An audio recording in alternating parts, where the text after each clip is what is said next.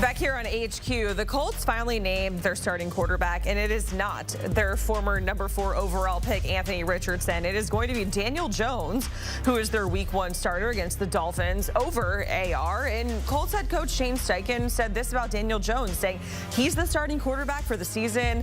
I don't want to have a short leash on that. So we're all kind of wondering, what does this mean for Anthony Richardson, and is he ever going to start in the NFL ever again? Let's welcome in our NFL draft analyst, Ryan Wilson. Ryan, finally, it is a topic that we can wax poetic about for days on end. Anthony Richardson, unfortunately for him, he was benched. They give the nod to Daniel Jones as the starting QB. And Ryan, I know you wrote a very lengthy article on this. And in that article, we kind of laid out, the history of early round picks who get benched ahead of year 3. And it's, Trey Lance, Zach Wilson, to name a few. And it's not great. So are we maybe reading too much into that, or does history repeat itself in this situation? What do you think? Hey, Jacqueline, good to see you. Let's say we've done 100 HQ hits together. We've probably done more than that. I would imagine 80% of them have been about Anthony Richardson in some form or fashion. So here we are. Whenever AR names is mentioned, we're going to appear. So you mentioned that story that I wrote, and I want to go back and look and see what happened to guys that were drafted middle or between 1 and 16 in the first round, and if they got benched before year 3. And you mentioned some of the names. Trey Lance had an injury concern. We saw Zach Wilson get benched. They brought in Aaron Rodgers, and then 4 plays later, Zach had to play again. Blaine Gabbert, E.J. Manuel are some other names, and then Matt Leinart there at the top, who was benched for Kurt Warner, and Kurt Warner ended up leading that team to a Super Bowl in 2008. And the track record isn't good, to put it bluntly. Some of these names on the graphic are injury-related, and Anthony Richardson, going back to Florida, as you know, Jacqueline, had an injury history, usually a soft tissue injury history. He only had 13 starts, and we've talked about that a lot as well, coming out of college. And there have been comps to guys like Cam Newton. Cam only had 14 starts at Auburn, but he dragged that team to a national title. As you probably remember, Florida Gators were 6-7 in Anthony Richardson's last year there. So this isn't the end of the story for him, and I give him a lot of credit for the way he handled the media questions after he was benched. As he pointed out, he's only 23. Physically, he looks more like Will Anderson than he looks like a quarterback, and those tools translate. But I think he has to be a little more serious, and we saw a glimpse of that last year when he was benched, about the job that he's currently employed to do. And maybe that comes by sitting on the bench. Will he get another chance in Indy?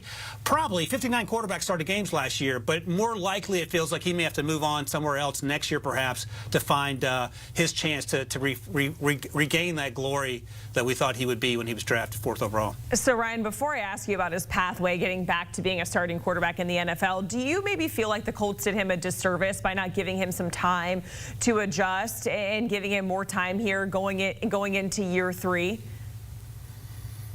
So that's a great question, and I was talking to a couple folks in the league about this the other day, and we all know the sack that he took where he dislocated his pinky in week 1 of the preseason against the Ravens and David Ojabo.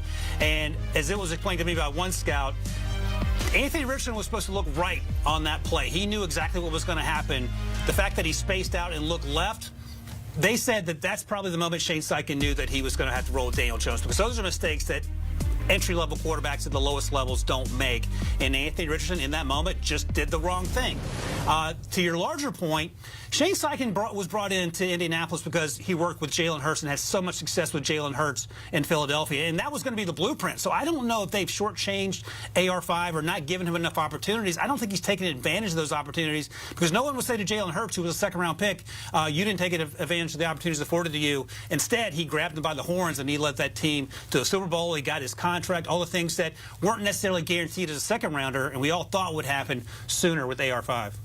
So what does that pathway look like for him to being a starter in the NFL? I know you said, hey, we'll probably see him with the Colts, right? But is there a reality where he is QB1 come week 1 of next season, and that is their franchise quarterback of the future? Or do you think he's going to have to go somewhere else and kind of revitalize? I don't even know if I want to say revitalize. He hasn't really had a chance, right? But be given the chance to be successful, Ryan.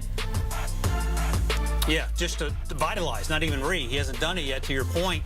So here's the story that maybe has a feel-good ending. Bryce Young, right? 1st overall pick, benched 2 weeks into his 2nd season. 2 weeks later, he had to go out and play after Andy Dalton had that freak injury, and he played extremely well over the last 2 months of the season. He is now entrenched as a starter at Carolina, and he's done some really good things thus far through training camp and the preseason action he's seen. But there's never been a conversation about Bryce in terms of games played. He played 27. He made 27 starts at Alabama. But in terms of the work ethic and the focus and being all about football, and again, Anthony Richardson, by all accounts, is a great human being.